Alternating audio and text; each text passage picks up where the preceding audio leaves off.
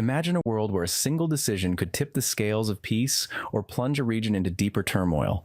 French President Emmanuel Macron has just thrust this scenario into the spotlight. In a bold move, Macron announced that France could recognize a Palestinian state by June, potentially at a UN conference co-hosted with Saudi Arabia in New York. This isn't just a diplomatic footnote, it's a seismic shift that sparked outrage in Israel, hope among Palestinians, and a flurry of questions about the future of Middle East stability. Today, we're diving into this escalating geopolitical drama, tracing its roots, unpacking the stakes, and asking, could this be the spark that lights a broader fire? Let's rewind. France has long waved the flag of a two-state solution, advocating for Israel and Palestine to coexist since the Oslo Accords crumbled in the 1990s. But formal recognition? That's a line Paris has never crossed, until now.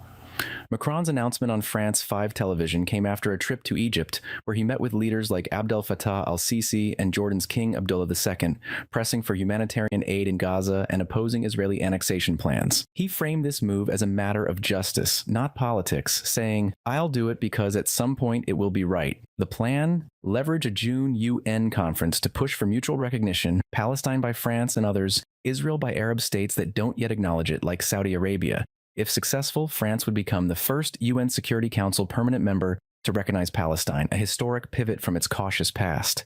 Israel's response was immediate and fierce. Foreign Minister Gideon Sa'ar took to X, slamming the move as a prize for terrorism and a boost for Hamas.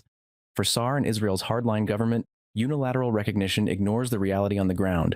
Hamas's control of Gaza, its October 7, 2023, attack that killed 1,200 Israelis, and the ensuing war that's left over 50,000 Palestinians dead. Sa'ar argues it pushes peace further away, rewarding violence over negotiation.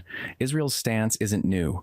Prime Minister Benjamin Netanyahu has long rejected a two-state solution, a position hardened since 2023's carnage. Recent moves like seizing parts of Gaza and expanding West Bank settlements signal defiance against international pressure. But Macron's not alone in this shift. Nearly 150 countries recognize Palestine, with Spain, Ireland, Norway, and Slovenia joining in 2024 amid outrage over Israel's Gaza campaign. France, though, carries unique weight: a G7 nation, a colonial history in the region, and a Security Council veto. Macron sees this as a counterweight to Iran's influence, which denies Israel's existence, and a step toward collective security. Palestinian leaders cheered. Varsan Agabeki and Shaheen called it a step in the right direction for their rights and the two-state vision. Yet, the Palestinian Authority governs only parts of the West Bank, while Hamas holds Gaza, raising questions.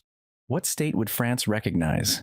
Geopolitically, the stakes are sky high. Saudi Arabia, once inching toward normalizing ties with Israel, now insists on Palestinian statehood first, a demand stiffened by Gaza's devastation. The UN conference could be a diplomatic showdown, with the US, a staunch Israeli ally, likely to resist.